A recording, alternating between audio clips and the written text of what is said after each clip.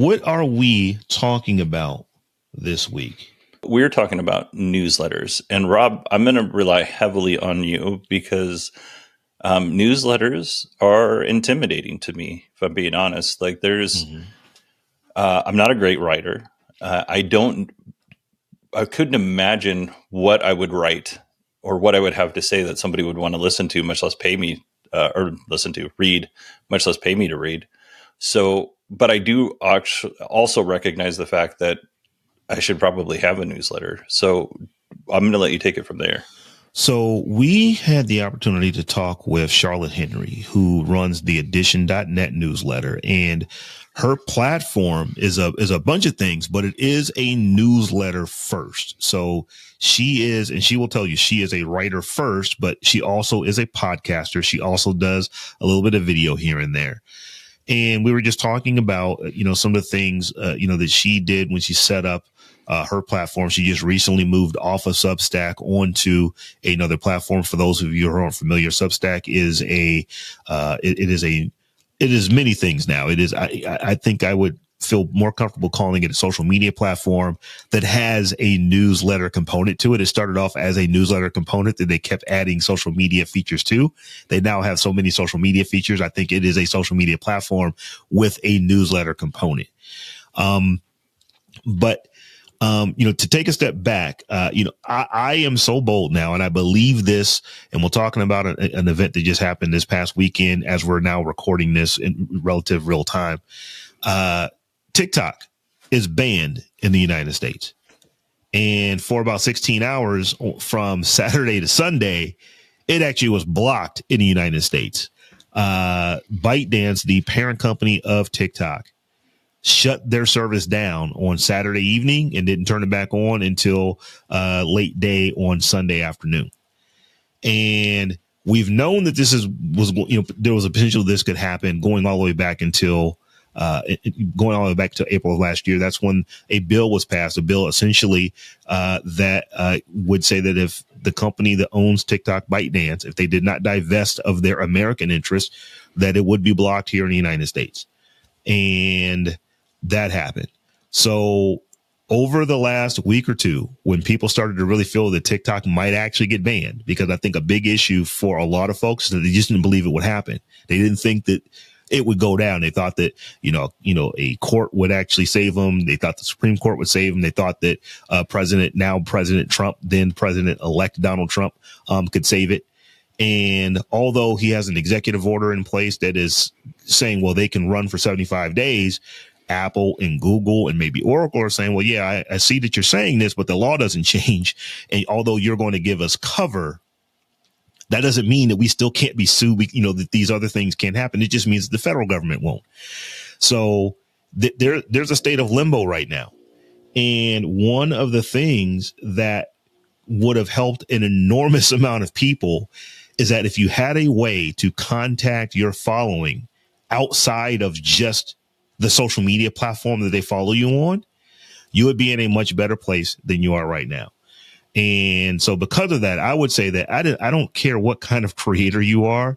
Lamar Wilson, friend of the show, we're going to try to get him back on for another episode here in the not too distant future and get some of his take on it. I hear Lamar when he's telling me that the younger generation, of folks, the even younger than millennials, they just don't use email. I get that. And I understand that. But if you are looking at the creative entrepreneurship arena at all, if you are trying to, generate income from your creative products, whether it be a podcast, whether it be a YouTube channel, an Instagram account, a TikTok account, if you're trying to generate money off of that and live off of that, you've got to do something to where you have a way to contact the people who follow you without having to go through someone else's platform, namely having your own platform. So I will even step back and say it doesn't have to be a newsletter, because a newsletter is something you're going to send out repeatedly every week, twice a week, once a month, twice a month, whatever the case is. I believe that you need to have, at the very least, an email list, something that you have given people the opportunity to sign up to, so that if there are times when you need to contact them outside of a social media platform. You just have the ability to do it. Now, I'll be honest with you. An email list is not going to have the same level of, the level of people who actually open up email on an email list is not going to be the same as what open up on a newsletter, because a newsletter, people are expecting it. They want to see the next thing that you have to say. An email list is kind of a blast. They're not expecting it. So it has to pop into their inbox. They've got to see it and not perceive you as something that they don't remember signing up for and actively open up your email. But that's still better than not being able to contact your folks independently. And so many people had these issues. I watched video after video of people who are literally in tears. I don't know what to do. It's like, I can't get into CapCut anymore. I don't know. I don't even know how to, post a video on these other platforms. And if you simply just had an email list, if you simply had a newsletter, you could always go out and say, hey, these things are happening with TikTok, but I'm over here. These things are happening with TikTok. I've got my own platform in this place. These things are happening on TikTok. I'm going to be on Instagram. I'm going to be on, on Reels. I'm going to be on YouTube Shorts. You would just have the opportunity to let people know where you are, as compared to just going dark, as in the case was when TikTok was shut down for those 14, 16 hours. The thing that, and I think we should invoke Tom Merritt here for a little bit. Like everybody said it was going to go away, and they didn't have to go away. Tom brings it up all the time. Is you just couldn't download the app or host it anywhere on American servers. So right. if you were trying to access it on the web and there was I don't know, a Brazilian server you can access it from, you should be able to still access it. Although they did shut some of that stuff down, from what I understand, so but you could still get into TikTok. There was an enormous amount of what I will call political theater, and I think if you would actually look up the definition of political theater, what happened with ByteDance TikTok, with ByteDance and TikTok over this past weekend, the weekend right before the inauguration. So we're talking about, I think they shut it down on the 18th, and then it came back up on the 19th. Political theater, the law that, there is actually a law, and Bodie, I will actually look up the name of the law. So you might need to edit here. You know what, Rob, while you're looking that up, I will say the political theater behind this, because honestly, it really made me mad, because there was an overwhelming support for passing this bill, bipartisan, both major political parties. And then as we got closer, you have certain people from each political party going, wait a second, we don't want to do this, but they did it. So, the law is called the Protecting Americans from Foreign Adversary Controlled Applications Act. And we will affectionately call it the TikTok Ban Act, because that's the primary thing that's happening right now. There is a ban on TikTok. But this is the first thing. It isn't a ban on TikTok. It's a ban on any application that we perceive to be a foreign adversary controlled application. So pretty much applications that are housed in China fall into this category. TikTok being owned by ByteDance. ByteDance is a Beijing based company. They fall into this category. So we passed this law 9 months ago, and you're right. Tom pointed this out right when the ban happened. The ban never actually said that it was going to shut down TikTok. The ban never said that you would no longer be able to use TikTok if you already had it. With the ban specifically, this is a law. This is not something that just happened this past weekend. This is a law that actually was passed back in April of 2024. What the law said was that if ByteDance does not divest itself into ownership that is not based out of China, that it would be blocked here in the United States. So here's what was blocked. You would, if you're using an iPhone, you would not be able to go to the App Store and download it. Apple would be held liable for allowing people to download from the App Store. You can still use it if you already had it. You could go other places you can get it. If you're, let's say you're using an Android phone, you go other places you could get it.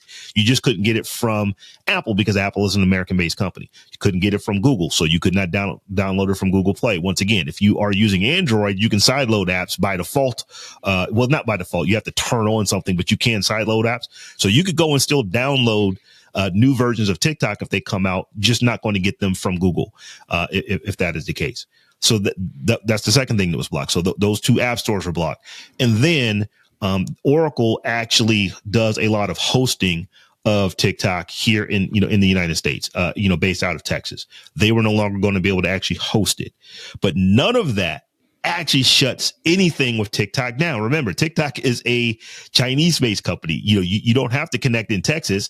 You just could connect in Texas. That's where our data, we had an agreement where our data or data from the United States would run through Project Texas.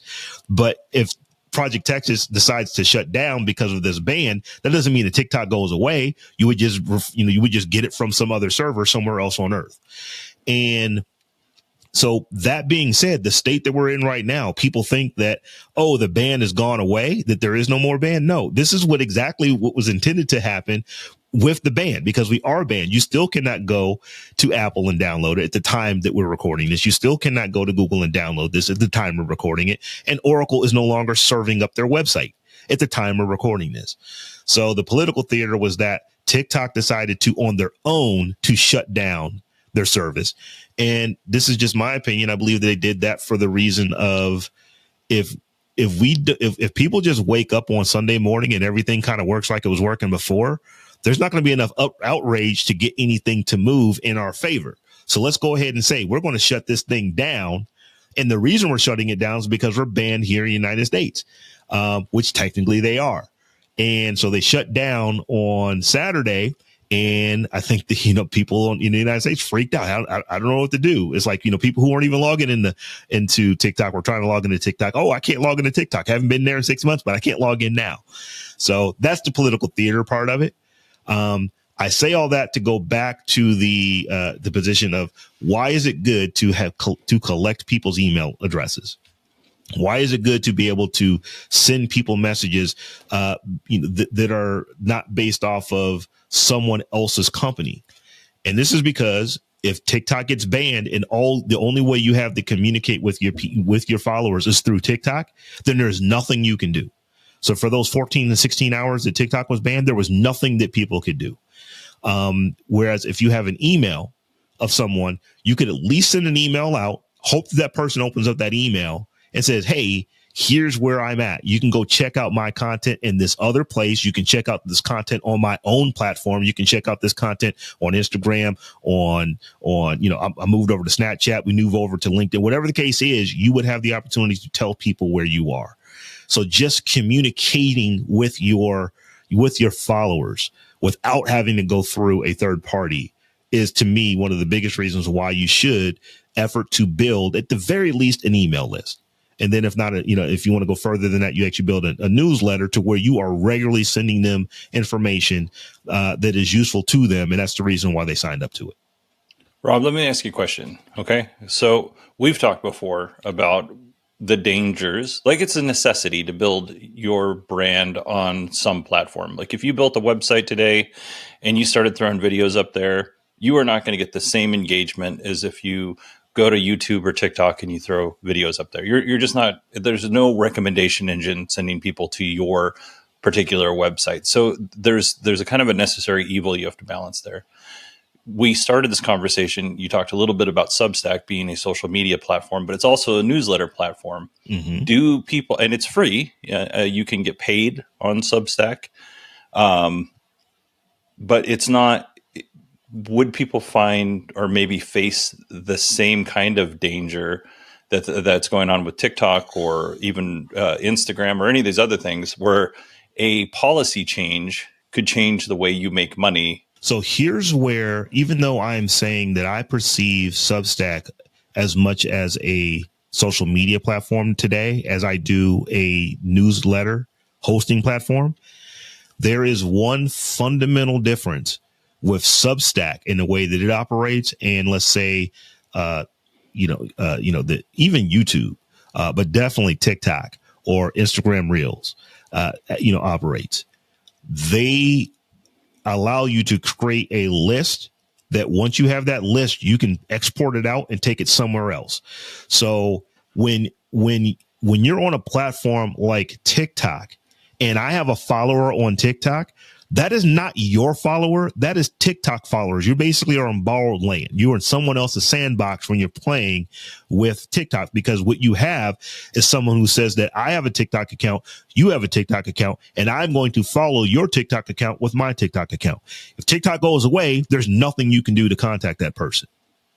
With email, and since we're talking specifically about about Substack, is that when you create an email list inside of Substack, you are collecting people's email addresses. Now the social media part of it is that, well, now you have people who can subscribe without even have to do it via email. They can do it via their Substack application, but the base level of the subscription, the base level of the email subscription part of Substack is that you create an email newsletter in Substack and someone can join it with their email address. And once they join it with your email address, you now have a list, which is why we call these email lists. You now have a list of everybody who has said, here's my email. I give you permission to email me from this account. So once you have that, if you decide that I don't want to be in Substack any longer, you can move from point A to point B, and you still have those same people's emails, because even though you change your platform, their email is still the same. So we'll talk back about, one of the things that Charlotte Henry in her interview, she talked about, she was on Substack, but she made a conscious decision for various reasons that she no longer wanted to be on Substack, and she moved to something else. She moved to another email provider. At the time, it was called ConvertKit. Today, they're just called Kit. So she took everyone who subscribed to her that was on her Substack newsletter and just moved them over to Kit, and they never noticed that something was different.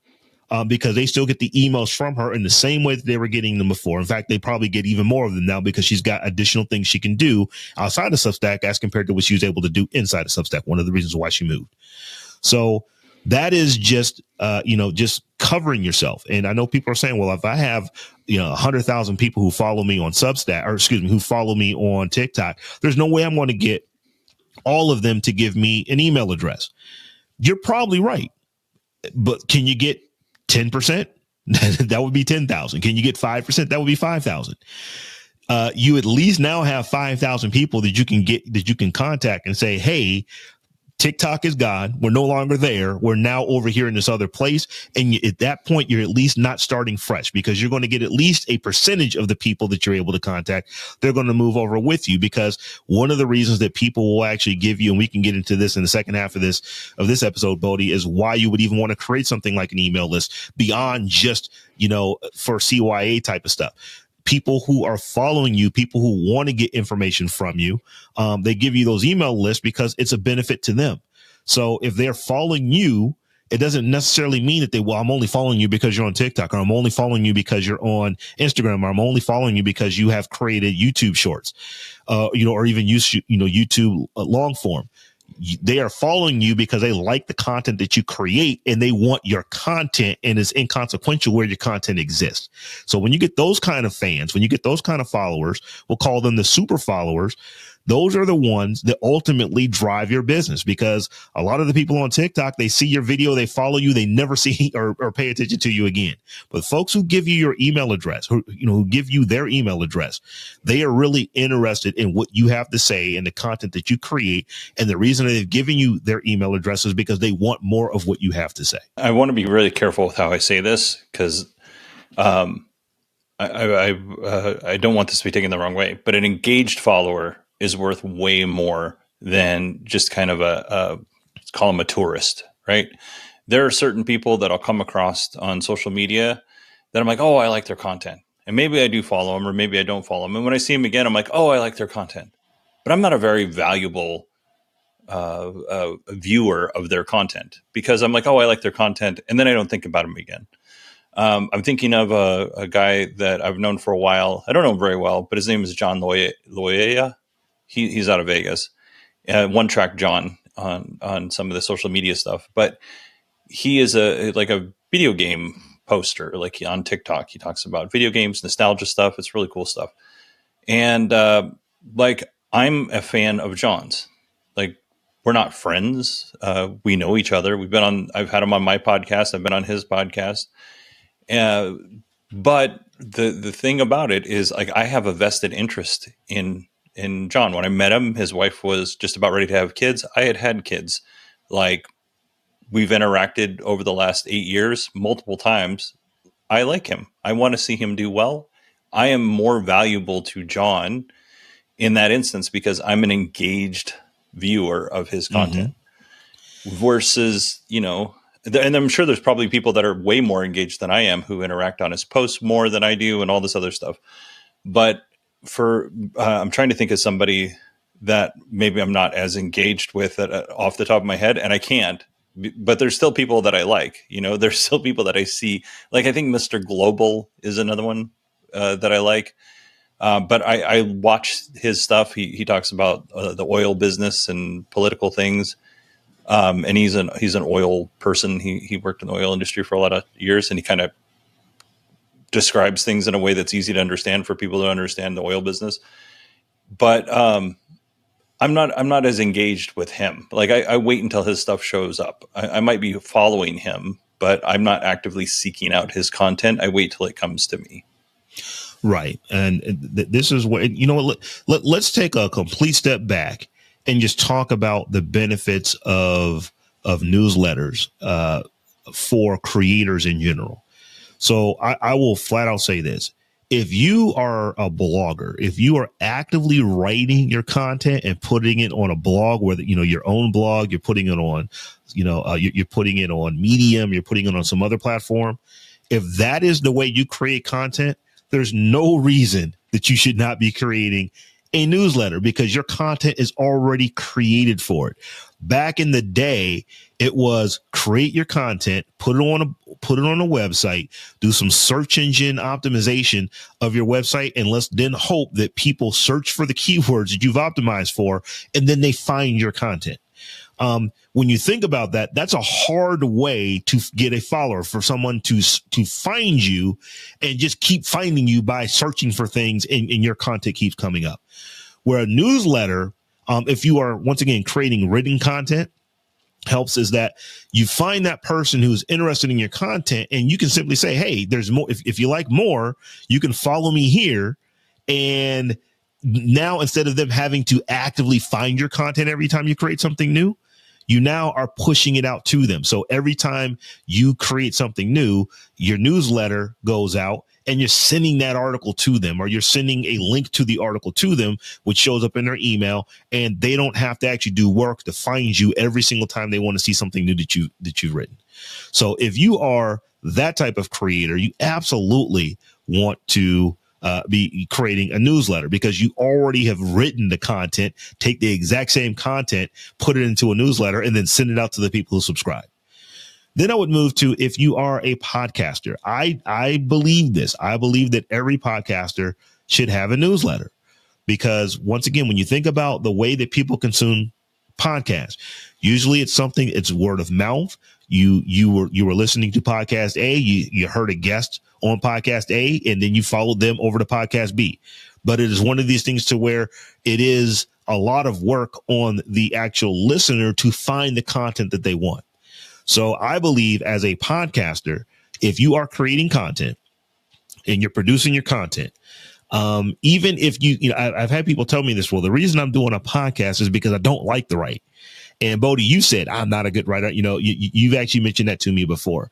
There are so many tools now that you can talk into a microphone and have whatever you say in that microphone transcribed, and not just transcribed in the way that we talk conversationally, the way that you and I are having conversation right now, but you could have that content transcribed. Then you can load it into an LLM like ChatGPT or like Gemini or like, so many other of the LLMs that are out there, and say, hey, take this transcript and and then give me 15 bullet points off of the 45-minute conversation that I had.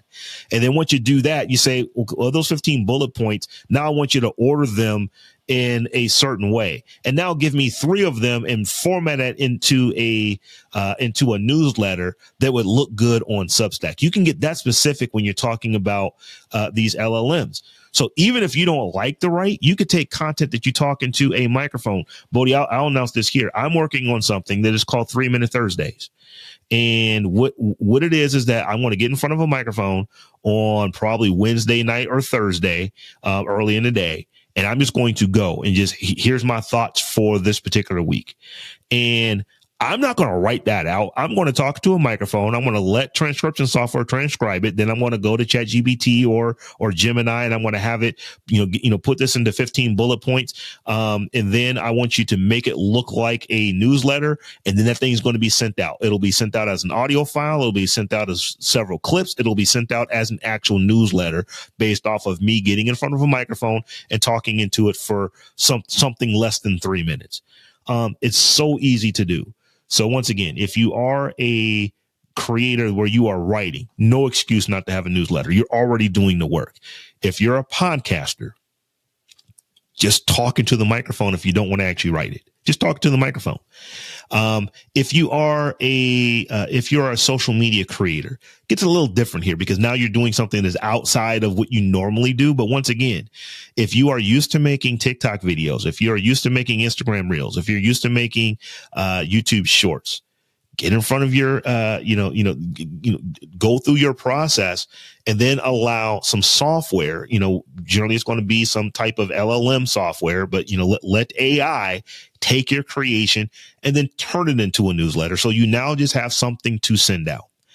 And for our listeners, many of the folks who are listening to us, they're not just creating this content because they love to create content. They're creating the content because they ultimately want to run a business off of it.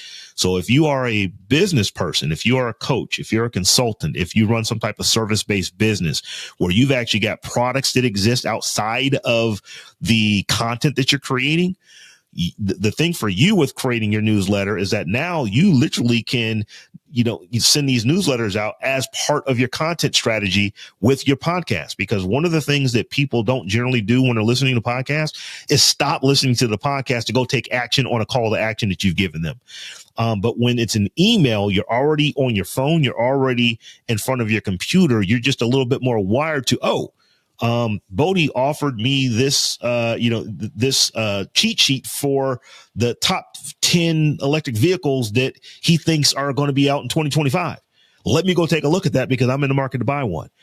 It's so easy to get someone when you've given them something like that. And now once they do that, they're saying, hey, I want those 10, EVs that you think I should be looking at.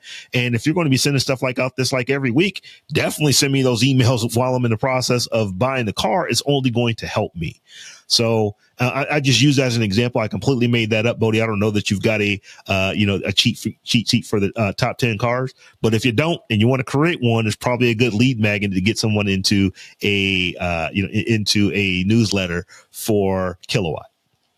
No, that's a good point. And there's a link inside that you have to click on versus going to 918digital.com/whatever. So that makes a lot of sense. The other thing, Rob, and you touched on this just a little bit, is with the transcriptions. Not, everybody has different abilities. Some people are hearing impaired. Some people are vision impaired. So having multiple ways for people to consume your content. Our friend Allison Sheridan is really big on this, almost to the point of it's a passion for her, for sure. Mm-hmm. Making sure that content is available for everyone to enjoy. And, even with, I mentioned 918 Digital, Allison's been on me forever to get a website, and I finally got it. And I sent it to her, and she immediately went through and she's like, here's things you need to change to make this easier for people to read. Actually, the website itself got very good reviews, and we'll talk about the service that I used someday. But the website itself got very good reviews from Allison as far as being accessible for folks. She immediately that was her first thing, is how accessible is this for folks? So if you could, if you're hearing impaired and you can read through the show versus, I mean, I guess you could also do transcription or subtitles on a YouTube channel, but yeah. I can already hear Allison as she listens to this episode before she gets to this part, Bodie, when she's 10 minutes earlier in the episode. Rob, you shouldn't be telling folks that they should, create transcripts just so they could create an email newsletter from them. They should create transcripts because it's just an accessible thing to do and the right thing to do. So you're absolutely right. We should be creating transcripts for our content, regardless of whether or not we're going to use it for a newsletter or not. So if you look at it from that standpoint, you're already doing the work to make your website accessible, to make your content accessible. You might as well just go ahead and package it up and say, I want to send it out to you every week. And, Bodie, I've got a couple of different email newsletters, and I would say one of them has a really good open rate. I probably get about 27% open rate on that, which is really high. That is definitely higher than the average. Most people want to be in if you're doing 15 to 20% open rate on a big newsletter, you're doing pretty good. But once again, if I create a podcast episode and I send it out, I can only hope that people got it, that they're subscribed to it, that they remember that they're subscribed, they went and they actually listened. Another thing as a podcaster where a newsletter comes in is that I am very careful not to just advertise my show.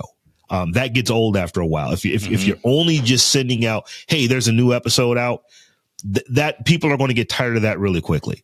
There are other things that I put into my newsletters that are not something that you're going to get from the show. So there's a reason to have the newsletter in addition to the show. But at the very least, if you're not doing anything else, just remind people that your show is there. I think that as creators, we have a tendency to want to believe that if I tell somebody about my show once and they don't do anything, it's because, well, they decided right when I told them that I didn't want to partake in your content. And that's usually not the case.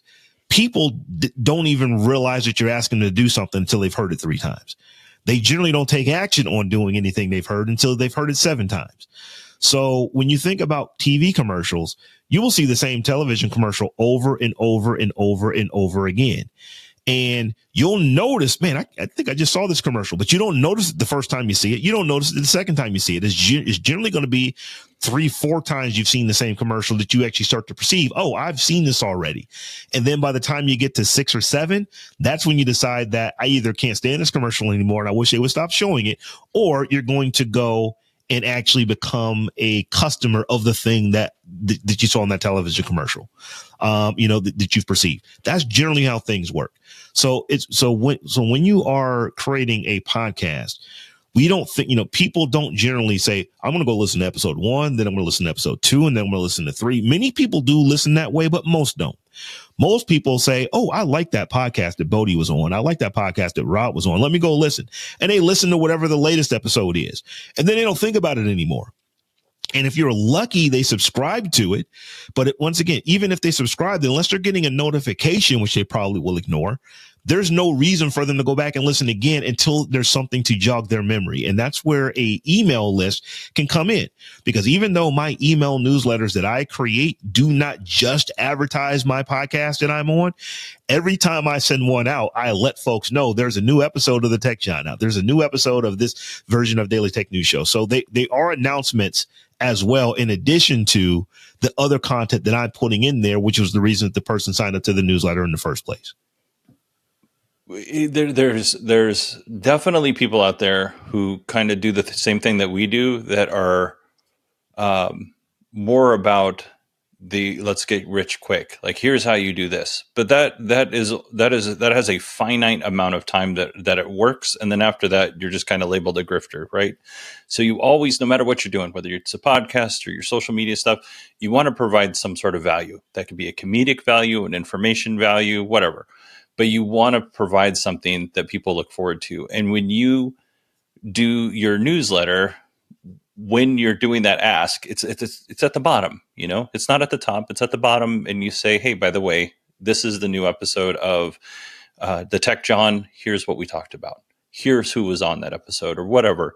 And that way, when somebody gets to that point, that is a gentle reminder. We're not in your face. We're like, I could have a lot more listeners to Kilowatt if I was hyperbolic about a lot of the different things in the EV world or one particular company or one of those other things. But I have a smaller listenership and I think more loyal because I'm not hyperbolic in the things that I talk about. And I think that, in that same way, we don't want to beat our community over the head with what we're doing. But if you provide value, they feel, respected, but they also appreciate that they're getting this extra value. And there's a number of different ways to do it. And we're not going to really talk about that so much on this episode, like strategies and stuff. I do want to mention again that Charlotte's website, which is the Addition, ADDITION.net, she has a masterclass where she does one-to-one coaching. And then, if you want something more than that, then she has a different plan for that. Because it's so vast depending on what your content is, what your personality is, who you want to reach. Rob, you say this all the time. Like, if there's only 10 people in the world that do what you do and you have, or do what you're talking about, and you have 8 people out of those 10 that listen to your podcast, that is way more valuable than having 100,000 people listen to your podcast when there's 10 million people that do what you're talking about. Yeah. I remember I was listening to, I want to say it was a Grow the Show episode. Kevin Schmedlin, he created a podcast where he basically focuses on helping not all podcasters. All podcasters will get something from his content, but he's specifically talking to people who have a business, someone who's actually got something that they can sell, in addition to being able to just create content, for a podcast. And one of the things that he was saying was he was having a conversation with someone and they were like, yeah, I'm trying to really grow my newsletter, but we just got to like 1,800 people and we're stuck. And then when he dug into, well, who are you targeting your newsletter to? There's only like 2,900 people in the nation that they were targeting. So they got over half of them. And it's like, well, that's great. You literally half of all the people who your content could benefit are already listening to you. Those are astronomical numbers. When half of the people who can listen to you are listening to you, you're doing good. And what he did was he just changed their perception. It's like, well, wait a minute. You're not trying to create a podcast for everybody. You're trying to create a podcast specifically for these folks. And you're doing quite well. And it was just basically somebody with, some fresh eyes looking on. Is like, no, you actually are doing pretty good, because the thought of the person was, well, if I'm going to do good with this podcast, I need to have tens of thousands of people. Can't have tens of thousands of people if your target audience is only less than 3,000. So, if you got over half of 3,000 people total who would benefit from your, from your content, then you're doing pretty good. I would agree with that. Do you have, because we've been talking for about an hour, Rob, do you have anything else in your bag of tricks when it comes to newsletters that we should pass on before we go? Bodie, you and I are going to have more conversations about newsletters, because this conversation, we spent a lot of time talking about TikTok, which is not the only reason to have a newsletter. It's just that it is so fresh of mind. I'm seeing so many people who are now, okay, I can't have that happen again. I need to do something else. How do I set a newsletter up? It seems like Substack, Beehive, these places where you can set up free newsletters. I'll do the air quotes free. They're having a moment right now, because people are finally getting the messages that this is what happens if a social media platform goes away. You no longer can talk to the people that you were talking to before.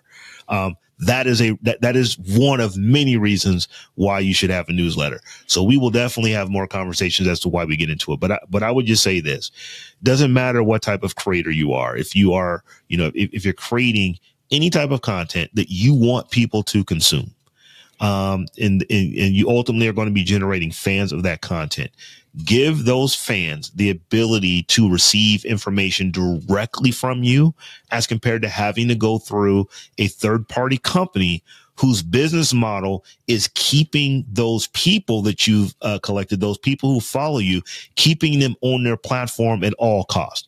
That is the thing you have to remember about a social media platform. They never want anyone to leave it. Those social media platforms make money by you staying on their platform for as much time as humanly possible.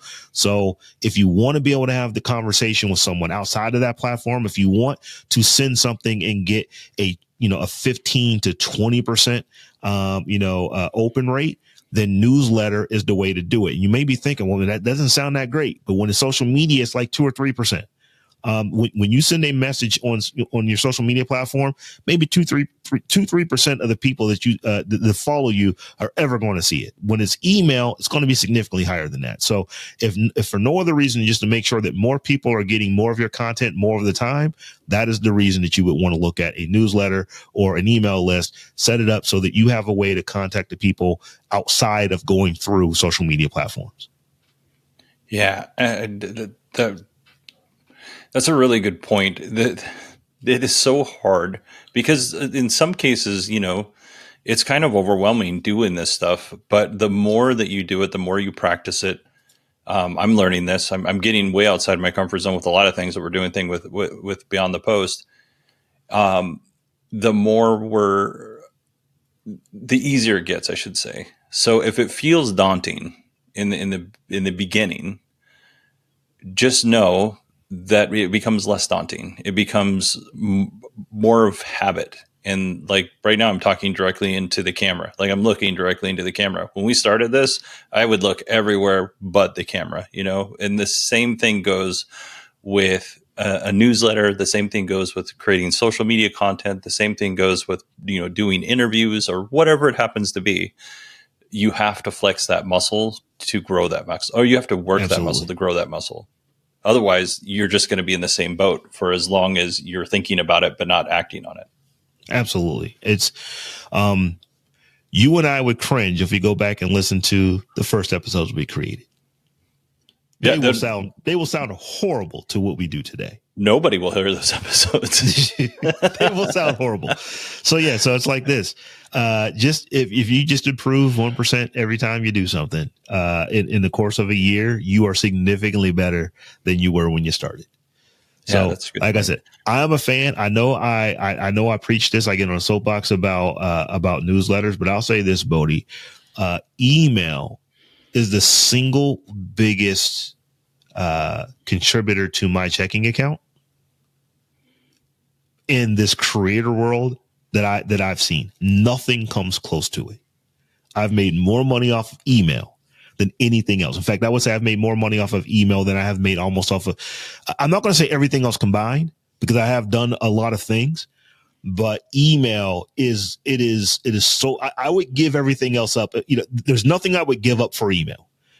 I would rather have, as a podcaster, 1,000 people subscribe to a newsletter than I would 1,000 people subscribe to my podcast, the thing that I am known for doing.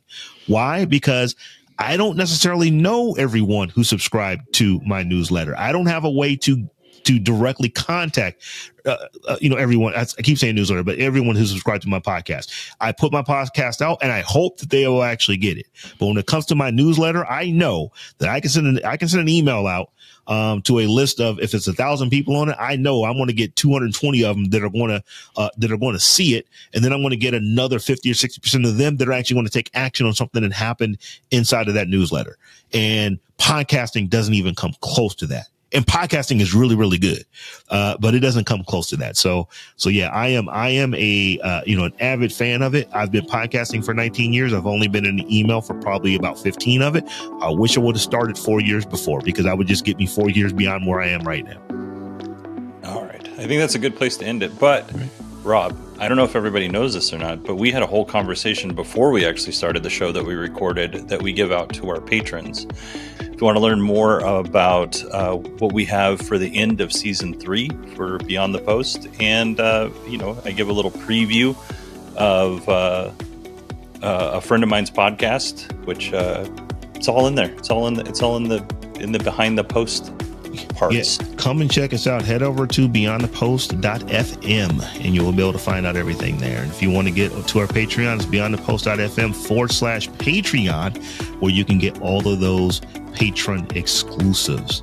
So come and hang out with us, on our Patreon. That's where we conduct our business.